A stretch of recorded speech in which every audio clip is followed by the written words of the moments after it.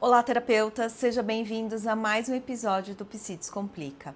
Hoje nós vamos falar sobre um tema delicado, mas essencial na terapia de casal. Vamos entender juntos como identificar sinais de transtorno borderline em um contexto de relacionamento e como trabalhar com o casal para construir uma dinâmica mais saudável. Vamos falar também hoje de estratégias para lidar com comportamentos autolesivos e ideação suicida que, infelizmente, são frequentes em pacientes com esse transtorno. E se você conhece outros colegas que poderiam se beneficiar desse conteúdo, já deixa seu like aqui e compartilha esse vídeo. Vamos juntos discutir o entendimento sobre esse transtorno e ajudar os pacientes de forma mais eficaz. A primeira coisa é importante entender como o transtorno borderline afeta o relacionamento. Esse transtorno, ele se caracteriza por uma intensa instabilidade emocional e comportamental, que impacta profundamente as interações do paciente com o parceiro. No contexto de casal, muitas vezes nós podemos observar sinais como oscilações emocionais intensas, ou seja, uma hora o paciente borderline pode sentir um amor profundo pelo parceiro e no momento seguinte ele pode se sentir tomado por uma raiva ou medo de abandono.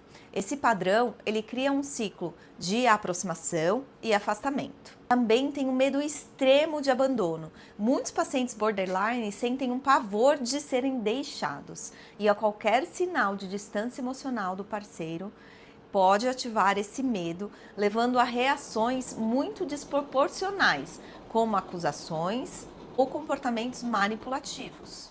Ele também provavelmente tem dificuldade em regular as emoções.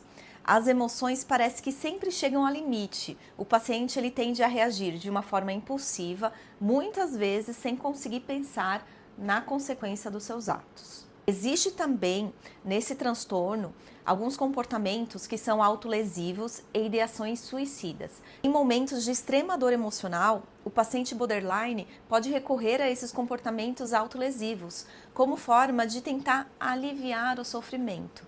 Ou até mesmo ele pode apresentar uma ideação suicida. E esses comportamentos, eles são graves e precisam de uma atenção muito especial na terapia. Também existe um outro comportamento que a gente vai poder identificar: ideação e desvalorização do parceiro.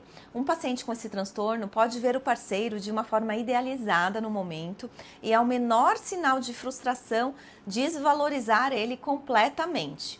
Este padrão é conhecido como preto e branco, ou tudo ou nada, e pode gerar muito desgaste na relação. Esses comportamentos são sinais de alerta e é fundamental considerar o impacto que eles têm no relacionamento. Mas vale lembrar, terapeuta, que para fechar o diagnóstico de transtorno borderline é necessário que o paciente cumpra os critérios do DSM, incluindo um padrão geral de instabilidade nas relações, na autoimagem e no controle das emoções. No entanto, é muito comum que a gente atenda paciente com traços de borderline, ou seja, que apresente algum desses comportamentos e modos, sem que necessariamente eles preencham todos os critérios diagnósticos. Na terapia do esquema, uma abordagem eficaz para trabalhar com pacientes com traços de borderline, a gente fala muito sobre os modos. O que são os modos? Os estados emocionais e comportamentais que o paciente alterna em diferentes situações. No caso de transtorno de borderline, esses modos são muito pronunciados e podem ser os seguintes modos aqui, vou dar exemplo para vocês. Modo criança vulnerável. Este modo é um modo onde ele sente intensamente o medo do abandono e anseia por segurança e carinho. Quando o paciente está nesse modo, ele se sente desamparado, inseguro e extremamente sensível a qualquer sinal de abandono. Também temos outro modo criança raivosa. É quando ele sente que as suas necessidades não estão sendo atendidas. E o paciente pode ativar isso como expressando a sua raiva e frustração de forma impulsiva e muitas vezes direcionando essa raiva ao parceiro. Também temos o modo evitativo ou até mesmo protetor desligado. este é um modo de defesa em que o paciente ele tenta se desligar emocionalmente para evitar alguma dor, algum desconforto, o que pode se manifestar como frieza ou distanciamento no relacionamento.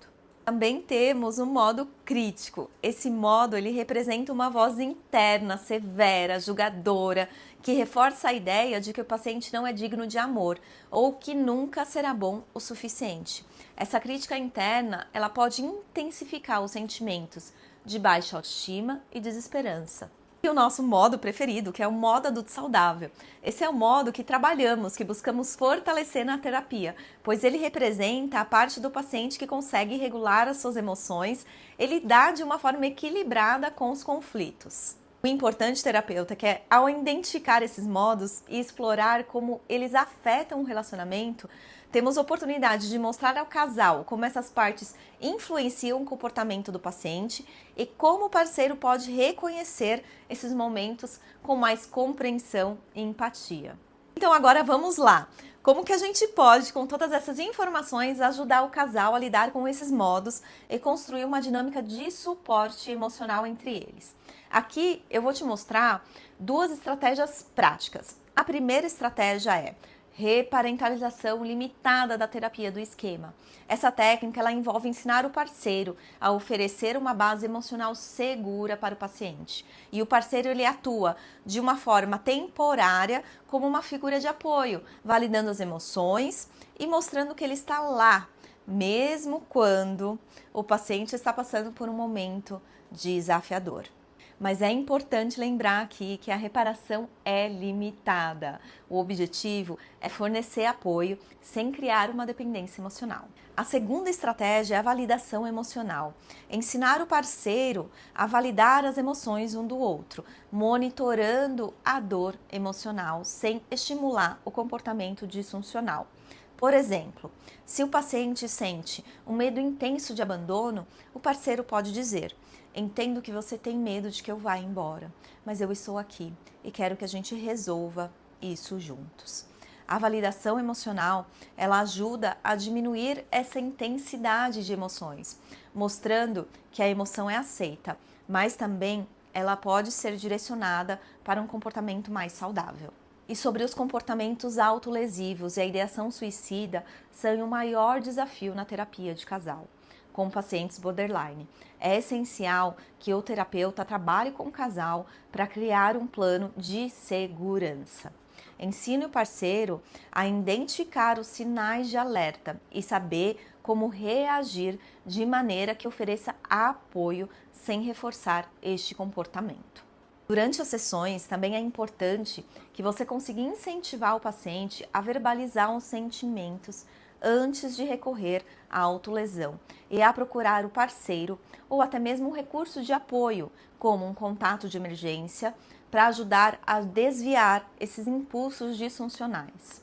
Você, terapeuta, também pode ajudar o paciente a identificar atividades de autocuidado que provocam estresse emocional sem causar danos, como exercício de respiração ou prática até mesmo de mindfulness. Outro passo fundamental é fortalecer o modo adulto saudável desse paciente. Por quê? Porque é o seu lado responsável, equilibrado, que consegue enfrentar conflitos com uma maior serenidade. E isso pode ser feito com práticas de técnicas vivenciais, de autorreflexão, como manter ali um diário emocional, onde o paciente pode registrar esses momentos de conflito e à medida que ele vai registrando, ele vai refletindo como ele poderia responder de forma mais assertiva, de forma mais saudável. Além disso, ajude o casal a estabelecer esses limites claros, porque em caso de transtorno borderline, o paciente pode esperar que o parceiro satisfaça todas as suas necessidades emocionais, o que não é realista e sobrecarrega a relação.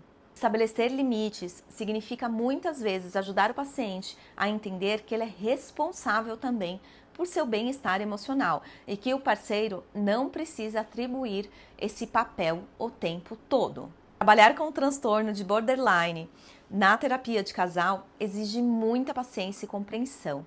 Identificar os modos, aplicar a reparentalização limitada e a validação emocional e até mesmo abordar os comportamentos autolesivos e ideação suicida são passos importantes, terapeuta, para que você consiga ajudar o seu casal a construir uma base de apoio. Se esse vídeo foi útil para você, deixe um like aqui e compartilha com outros colegas. E se você quiser também mais conteúdos como este, se inscreva aqui no canal Psites Complica. Até lá!